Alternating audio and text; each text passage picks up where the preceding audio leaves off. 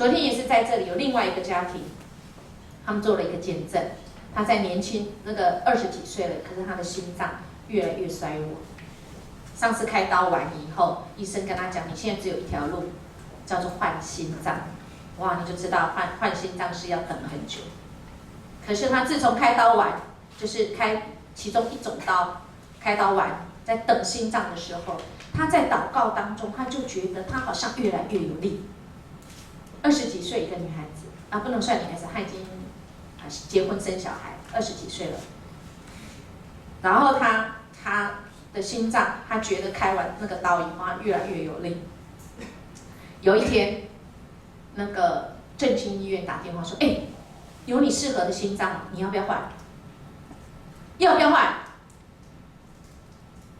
要不要换？哎，等很久啊！你们知道等心脏不是等那个哦，不是等你买了衣服来了，1天2天不是这样哦，要等很久，而且要活体的。”她跟她婆婆讲，因为昨天跟她婆婆来做见证，她说：“我觉得我越来越好了，我觉得有人比我更需要这个心脏。”那个护士说：“真的吗？这很难得哎，要适合你的很难得哎。”她说：“我真的觉得越来越好，主耶稣已经医治我了。”她就拒绝了。然后到了她定期去检查的时候，你知道吗？她的心脏已经恢复不用换心脏的功能。感谢神哎！真的，如果不是神，没有人有这个能力。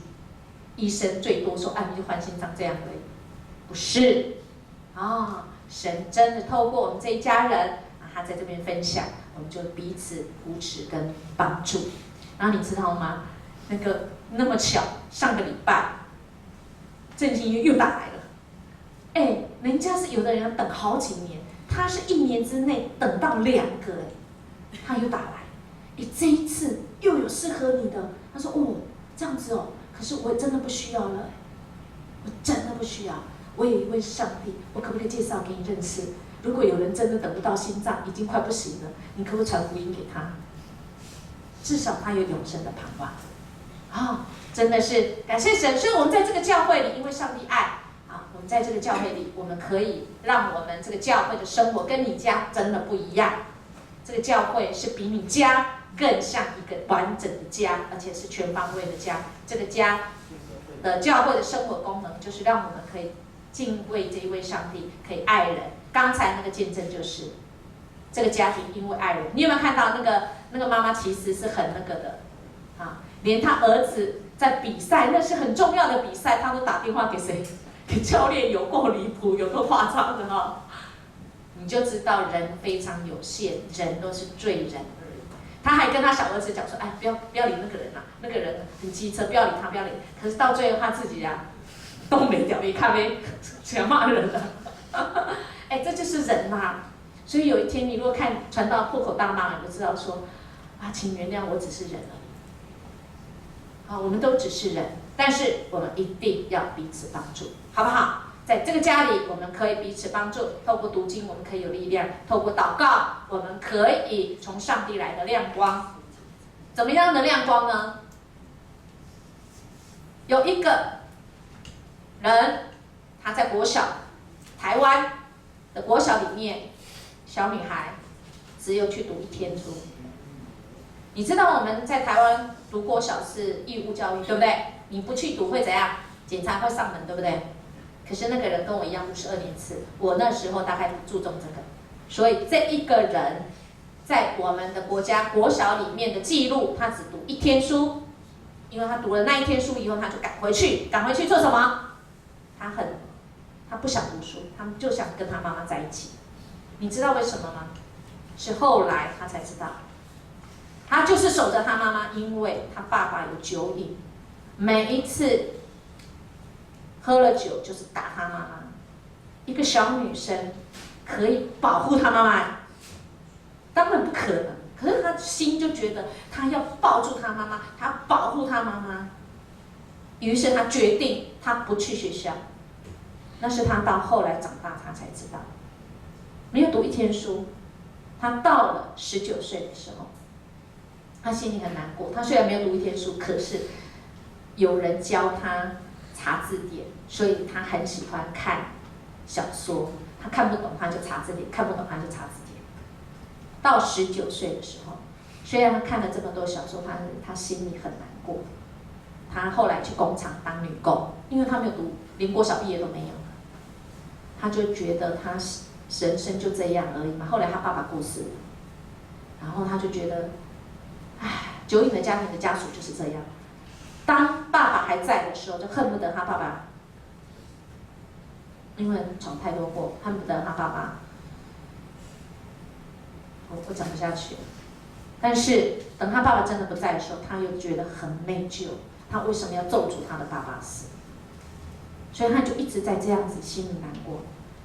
然后他有一天他想自杀的时候，他走，他走到一个地方唱歌，他很喜欢，听着那个从来没听过的歌。那是哪里？有十字架，那是哪里？教会。他就走进去，那个教会的师母就接待他，就发现啊，19岁，你读哪里呀？我在工作了。哦，后来才知道他连国小都没有毕业。后来这个师母，因为他加入了这个教会，这个师母就关心他，就让他去读什么补校、夜校、国小的补校。那国小补校都是阿嬷在读的，你知道吗？啊，后来他还读了国中的补校，后来他也读了什么高中的补校，你知道吗？他还读了华神，因为他用同等学历考了华神。然后他认识他先生，然后他先生出国去工作，他就跟着去，他就读了美国的心理咨商师，在美国拿到心理咨商师证照，在台湾回来怎么办？他都没有，其实他就是用华盛的这个学历吗？不，他用美国的学历回来台湾继续读中原大学，他甚至中原大学的博士班。如果你想知道他的故事，有机会我们应该邀请他来，因为他是心理咨商师，现在他已经是心理博士，心理系心理咨商师的博士，应该毕业了。他叫做林凯庆，真正的有这个人哦。传道为什么讲这个？他是因为本来是外邦人，我讲这样比较抱歉啊，因为原生家庭他不能选择，但是基于上帝爱他，让他成为家里的人，家里的人又帮助家里的人，使他真的成为被改造的人，真的是被改造。所以我们在教会里面，我们就是因为上帝爱我们，我们成为一家人。因为我们都是人，我们都会得罪，我们都会冲突，但是没关系，我们在主里，我们可以彼此扶持，我们彼此来帮助。我们的奉献不是拿来自己用的，也不是，我们奉献是拿来给教会有需要的人，甚至我们做很多教会的事工、社会的社区的服事，甚至于在我们长老会里面，我们更重视的是维护生态，因为我们知道这世界是上帝所创造，上帝交给我们，我们就应该要好好来管理。所以，我们长老教会这个属灵的家，我们就是在宣扬福音，不只是叫人家来信基督教，不是这样。我应该有讲过，我特别爱现在的天主教的教宗，他说我们宣教不是叫你改信教，不是，而是什么？乃是要爱他。所以我们在宣教是有各方面，我们就是宣扬福音，就是爱他，我们就是把他当作我们一家人，我们彼此来扶持，我们培育在主里面，我们彼此是在主里面的儿女们啊，我们可以彼此来服侍，让我们的社会更好。我相信你们知道这几天高中的这个教育这个书的这个课纲微调的事情。传道最好的朋友，他是高中的老师，他们夫妇都是，所以前天他就发出紧急的赖，请为那33位还在警察局里面过夜的这些高中的学生，因为他们去抗议那个课纲，他们觉得这真的这个太过分哈，但是我们应该在主里面，我们怎么样来改造这个教会，改造这个国家，改造这个社会，使这个社会不要不公不义。那我们在教会里，我们真的是可以做到这些事情。我们应该要去表达，甚至对我们这个福音在这里，使我们的文化真的是不要是暴力的文化，不要是色情的文化。好，那所以传到今天呢，我们一起可以有这样的行动，更认识我们长老教会之外，传道在今天讲道里面，我们等一下小组我们可以去分享这个家，我们的迦南教会这个家是上帝的家，对吧？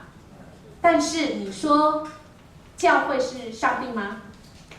那不一定等于哦，是吗？因为教会是很多罪的人去组合成，所以教会有它不完全的地方，只是你要唾弃它吗？你要离开它吗？这个家如果再怎么不好，这个家是很多人都是蒙恩的罪人一起组成的这个家，我们怎么样让它更好？所以今天我们有个第9页，我们有个思考，我们小组我们可以去分享。如果这个迦南教会是你的家吗？那是的话，什么原因？如果不是，那是什么原因？目前这个家，迦南教会这个家，你觉得最软弱的地方是什么？你怎么样让这个家更好？重点是你愿意来帮助吗？帮助上帝的家，让它更好吗？如果你愿意，你能做什么来帮助这个家呢？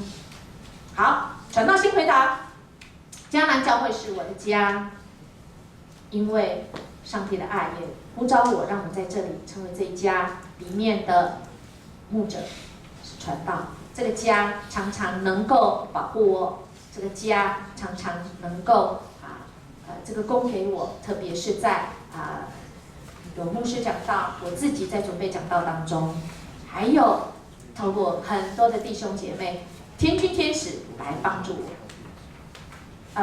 1年半以前，我的儿子遇到最重要的那件事情，教会里面有人，一个长老为我祷告，他就是说，传道，你的儿子他不知道什么事你的儿子神已经拯救，你现在要为将来你的儿子已经拯救来感谢神